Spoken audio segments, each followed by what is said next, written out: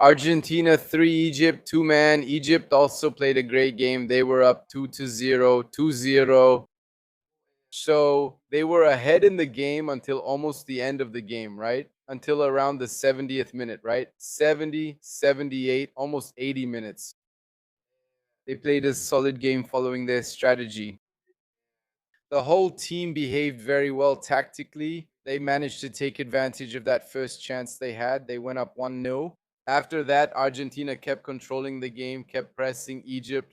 And then, like I told you, Borges, here during our live stream, Scaloni made those changes, put Lautaro in the game, went all out to try for the equalizer, pushed forward, and it seemed like everything had gone wrong because in the next minute, Egypt managed to make it 2-0 with a really good counterattack, right? A textbook counterattack. They managed to make it 2-0. Just before that, right, before the goal happened, they actually scored, but it was offside. Yeah, the goal was disallowed, so then they went 2-0 up. Argentina, man, in a span of just under 15 minutes, managed to score those 3 goals. Like, I don't know if it's champions luck. I don't know if it's Messi's spirit there that has an aura, something different that helps those guys. But what we can't deny is that it's a very determined team, a team that fights until the end and a team that, put on the pressure. It looked like it was going to be just like Brazil's elimination, that the ball just wasn't going to go in no matter what. And it was like that for 80 minutes of the game. But then in those last 15 or 20 minutes, Argentina managed to score 3 goals. They never gave up at any moment. And now we see Messi there, very emotional, crying. Yeah, he's the big guy on this team. He's the one who runs everything. He's the brain of the team. He's the decisive guy. He scored another goal today, a very important goal that tied the game. Yeah, and it was taking the game to extra time, obviously. But that's it. Now Argentina waits for either Colombia or Switzerland in the quarterfinals. They've got a path there. It's not that hard, right, man? They're pretty much already in the semifinals. They'll probably face Norway, right? Maybe. And man, we here as Brazilians, right? Just now putting on the Brazil jersey, we hope that they don't make it to the final, but it's going to be very hard. They'll make it. And if it's the final, let it be against France. And then, man, those are two of our absolute rivals. But I at least still prefer that France crushes Argentina because for me, France is the only team that's way above all the others. So I don't know what you saw from the game, but that's my analysis. Argentina controlled the game, the ball just didn't go in. Egypt took advantage of the chances they had. And Messi, man, once again making the difference. This World Cup is all about the main stars, and for him, it's no different. He's the main star of this team wherever he goes. He's a phenomenon, an alien with the ball. Yeah, Argentina did what Brazil couldn't do. If we look at the context of the game, Egypt was dominating. Egypt had a performance that, at least tactically, was better than Argentina's. We said during our live stream that both teams made changes, right? Scaloni made changes to the Argentina team, took out a player, which is Almada, who plays from midfield forward, and put in Paredes to push the holding midfielders forward. Mac McAllister, Rodrigo De Paul, and Enzo Fernandez, who, interestingly, was the one who scored the comeback goal.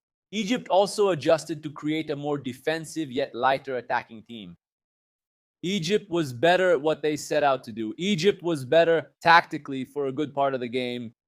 But Argentina has a characteristic that the Brazilian team doesn't have. When you look at the Brazilian team today, if the team is losing the game, you don't see that drive in the Brazilian players. Vontade. That message, exactly. Guys, that passion, you can't even describe it. It's that message in the players' eyes. We want the comeback and we'll pursue it. Watching the Brazilian national team today, we never feel that way. When you look at the Argentine national team today, they have that desire. They show from start to finish that they want to win the game. Regardless of the opponent, it could be France, it could be Egypt, it could be anyone. Argentina sends that message. The players, they pass that confidence to the fans, and the fans can trust their players. Because the Brazilian national team doesn't have that. But the Argentine national team, it's on another level, it's on another tier compared to the Brazilian national team. That's a key reason we see the Argentine national team as today's favorite. Argentina achieved what Brazil couldn't against Norway, believing and making a historic comeback. It's fair to call it one of the greatest moments in Argentine national team history. It's fair to say this may be one of the greatest in World Cup history. Because the current champion was losing 2-0 to a team that had never won a World Cup match before this tournament, And Argentina steps up and in the last 11 minutes plus stoppage time in the second half manages to pull off a historic comeback. And on top of all that, we can't ignore the Lionel Messi factor. Impressive. You see him crying there, right, man? He's crying a lot. Our Neymar cried a lot because we lost. And he's crying a lot because he led and is leading Argentina in this World Cup, you know? It's an impressive factor. It's a very different factor because Messi is the guy, and we're tired of making this same point after every Argentina game. The fans believe they carry the flag, and the players believe too. All the players from Argentina, they play for Messi. And all the players from Argentina, when the final whistle blows, they go to Messi to celebrate, kiss Messi's face, and say, "Man, thank you once again for leading us to an amazing story. It's been like this throughout all these years." It was like that back in his first World Cup in 2006, and it's been like that ever since. And Messi shows once again that he's not done yet. If we see Cristiano Ronaldo fading in this World Cup and we won't see Cristiano Ronaldo playing in World Cups anymore, Messi, who could have said goodbye to World Cups the day after Cristiano Ronaldo's farewell, says, "No, I won't. Today, I won't end my story in the World Cup." He builds another story, adds another chapter to this journey, this sensational epic he has in World Cups. He puts on a show, takes responsibility, assists the first goal, scores the second, and steps up as a player, something missing in the Brazilian national team. Players who take responsibility and are up to the task, who are skilled enough. We have great players, just not Messi. I don't think Brazil will have another Messi anytime soon. I don't think we'll see another Messi in soccer anytime soon. We're rooting against them, and you, who watch our live stream, obviously celebrated with us when Egypt scored. But man, if we can take anything positive from Argentina's win as Brazilians, it's to enjoy it, to make the most of it. Because we could have seen today the last chapter of Messi in World Cups, and now we'll have at least one more to watch. So if you're watching this video, man, enjoy it. Follow, watch every move Messi makes on the field, every run, every walk he takes, because sometimes he's just walking and suddenly he speeds up, which has been a trademark of his throughout his career, so enjoy it while it lasts. This Argentina team doesn't want it to end. They kept it going today and likely will in the next game too. Today we'll still find out who the opponent will be, Switzerland or Colombia, and Messi in tears. Antonio, we always talk a lot, right? I know you're a big fan. Did you ever expect to see him cry after a win over Egypt? It really shows his passion for the national team, right? Man, those tears represent what I said on the live stream, and I'll repeat it here. The hunger to win. He already won the World Cup. He could have retired from the national team in 2022. Guys, it's over. I won the World Cup. I matched Maradona. I'm bigger than Maradona. I made history in my country. It's done. I'm tired. I'm going to play here in Miami. It's all good. No, the guy came back. He's playing in the World Cup. He's being decisive again in World Cups. And not just him, but the Argentine team as well. The blood, the South American blood, the Argentine blood, it's there. We saw Argentine soccer on the field today. But the player lifting Messi up, impressive, right? But the players from Argentina don't play in Argentina. It's fine. Most Brazilian players don't play in Brazil either. That's why you can't have Brazilian or South American blood in your veins. The hunger to win the World Cup, the hunger to beat Norway, to beat Egypt. Man, they didn't have to kill themselves to win against Egypt. They ended up going down 2-0, chased after it, and turned the game around in 10 minutes, maybe even less. That's what's missing in Brazil's national team.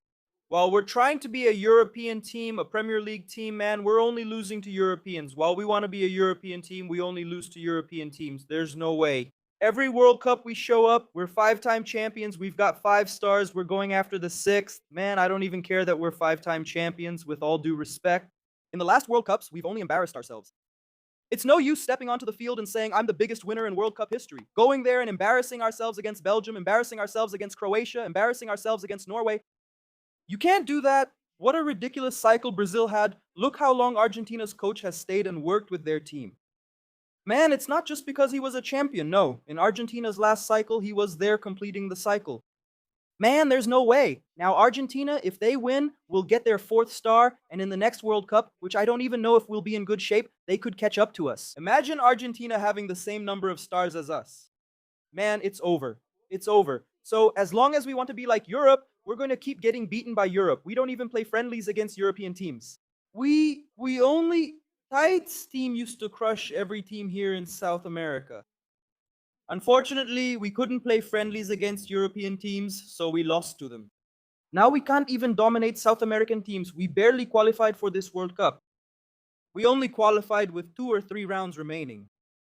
Come on, man. We have to open our eyes and understand that this is South American football. Colombia is in the round of 16 and playing great football. And sometimes if they play against Brazil, they even win. They won in the qualifiers. That's soccer, right, man? We saw a great match. That's the truth. We didn't want this to be the result, right? We were clearly rooting against Argentina here. But soccer is wonderful. That's why soccer is so captivating, right, man? Anything can happen.